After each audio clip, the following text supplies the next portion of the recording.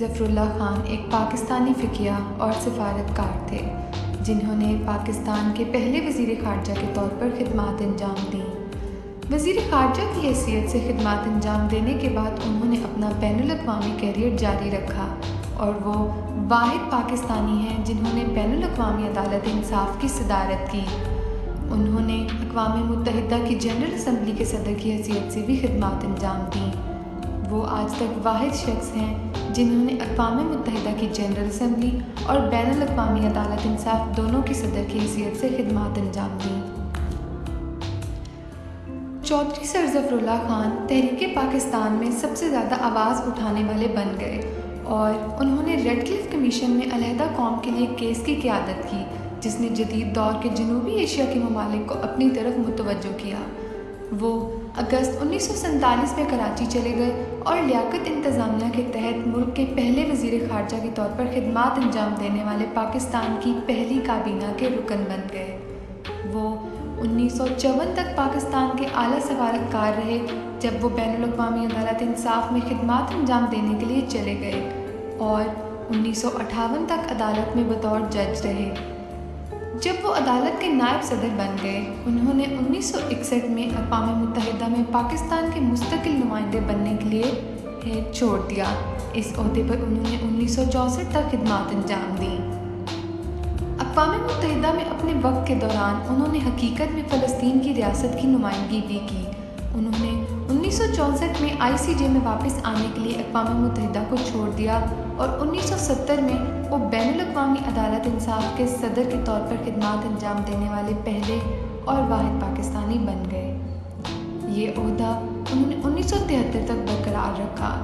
وہ پاکستان واپس آئے اور لاہور میں ریٹائر ہوئے جہاں ان کا انتقال 1985 میں 92 سال کی عمر میں ہوا۔ خان کو پاکستان کے سرکردہ بانوؤں میں سے ایک سمجھا جاتا ہے۔ انہوں نے اسلام پر اردو اور انگریزی دونوں میں کئی کتابیں تصنیف کیں۔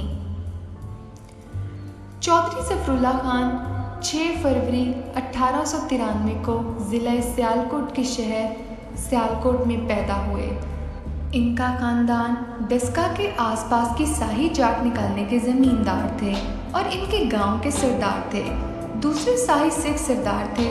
خان کے خاندان کو سکھ دور میں حکومت کی طرف سے سکھوں کی طرفداری اور ان کے پردادا کی جلد موت کی وجہ سے زوال کا سامنا کرنا پڑا تھا، جس کے نتیجے میں ان کے دادا چودھری سکندر خان اپنی جوانی میں گاؤں کے سربراہ بن گئے تھے۔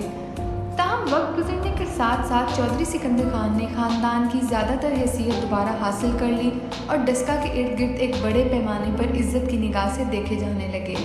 سکندر خان کے بیٹے اور ظفر اللہ خان کے والد چودھری نصر اللہ خان مغربی تعلیم حاصل کرنے کے لیے سیالکوٹ کے لینڈڈ جنٹری کی پہلی لہر کا حصہ بنے اور ضلع سیالکوٹ کے نامور وکلا میں سے ایک بن گئے۔ ان کے والدین دونوں احمدیہ مسلم تحریک کے گہرے مذہبی رکن تھے۔ خان کی والدہ حسین بی بی کا تعلق جاٹوں کے باجوہ قبیلے سے تعلق رکھنے والے زمیندار خاندان سے تھا۔ وہ ان کے والد کی ماموں فرسٹ کزن تھیں۔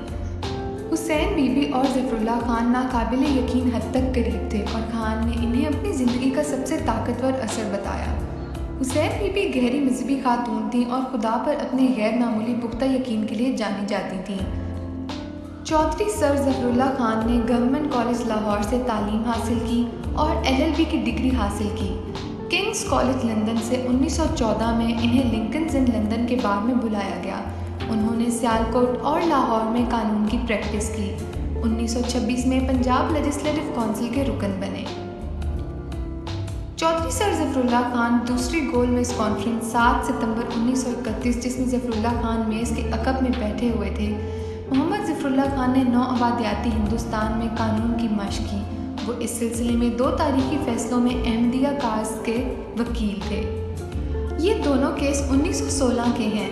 پٹنہ ہائی کورٹ نے حکیم خلیل احمد بمقابلہ کیس کا فیصلہ سنایا۔ ظفر اللہ خان 1926 میں پنجاب لیجسلیٹو کونسل کے ممبر منتخب ہوئے اور 1931 میں آل انڈیا مسلم لیگ کے دلی اجلاس کی صدارت کی، جہاں انہوں نے اپنے صدارتی خطاب کے ذریعے ہندوستانی مسلمانوں کے کاز کی وکالت کی۔ انہوں نے 1930 سے 1932 تک منعقدہ گول میز کانفرنسوں میں شرکت کی اور مئی 1935 میں ریلوے کے وزیر بنے۔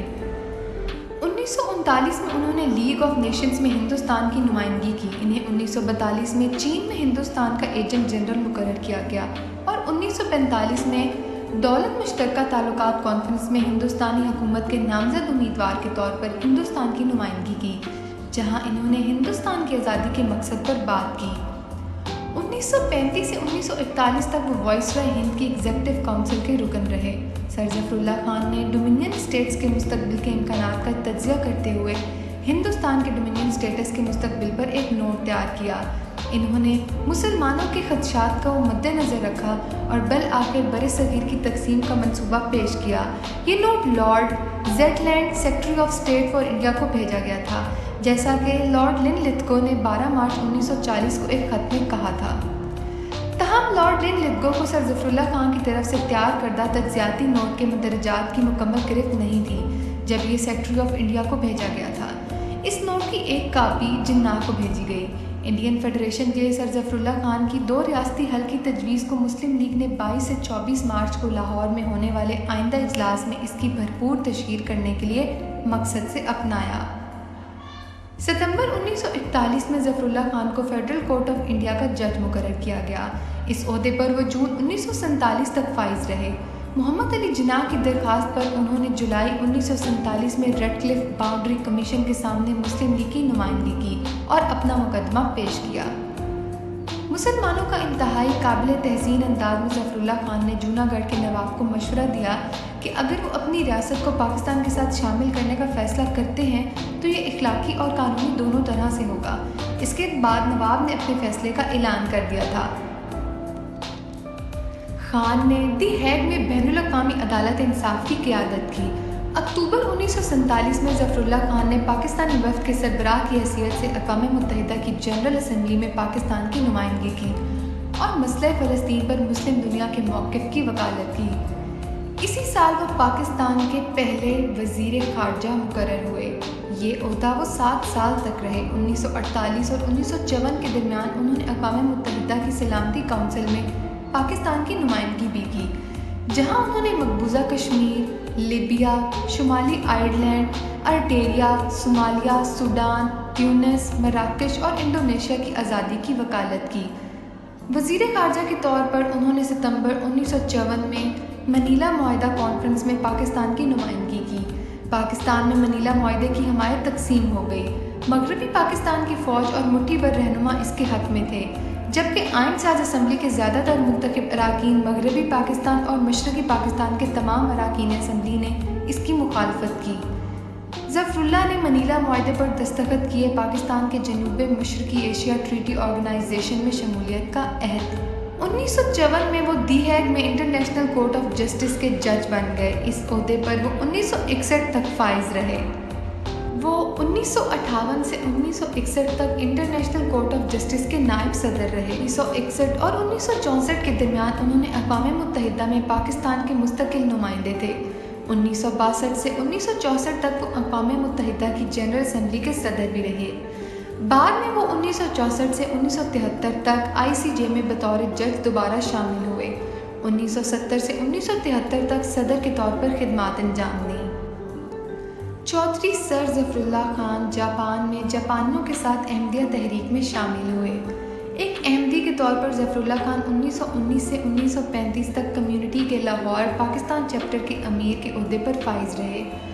انہوں نے 1924 میں پہلی بار مجلس شورا میں مرزا غلام احمد کے دوسرے جانشین خلیفۃ المسیح ثانی کے سیکرٹری کے طور پر خدمات انجام دیں اور مزید 17 اجلاسوں تک یہ کام جاری رکھا. اس کے علاوہ وہ اس وفد کے رکن تھے جس نے 1924 میں منعقدہ آل پارٹیز کانفرنس میں احمدیہ کمیونٹی کی نمائندگی کی. 1927 میں انہوں نے مسلم آؤٹ لک کے خلاف توہین عدالت کے مقدمے میں پنجاب کے مسلمانوں کے نمائندہ وکیل کے طور پر کامیابی سے کام کیا. پاکستان کے پہلے وزیر خارجہ کے طور پر ظفر اللہ خان نے قرارداد مقاصد کی منظوری کے دنوں میں پاکستان کی دستور ساز اسمبلی سے خطاب کیا. قرارداد مقاصد جس میں مغربی اور اسلامی جمہوریت دونوں کی خصوصیات شامل ہیں، پاکستان کی آئینی تاریخ کی اہم ترین دستاویزات میں سے ایک ہے. اسے پاکستان کے تمام شہریوں کو ان کی نسل، مذہب یا پس منظر سے قطع نظر مساوی حقوق فراہم کرنے کے لیے ڈیزائن کیا گیا تھا. ظفر اللہ خان نے کہا، یہ بڑے افسوس کی بات ہے کہ بنیادی طور پر جوش کے غلط تصورات کے ذریعے مسلمانوں نے زوال کے دور میں اپنے لیے عدم برداشت کی ناقابل تلافی شہرت حاصل کر لی ہے، لیکن یہ اسلام کا قصور نہیں ہے۔ اسلام نے شروع سے ہی وسیع تر رواداری کا اعلان کیا ہے اور اس کی ترغیب دی ہے۔ مثال کے طور پر جہاں تک ضمیر کی آزادی کا تعلق ہے، قرآن کہتا ہے کہ ایمان کی کوئی زبردستی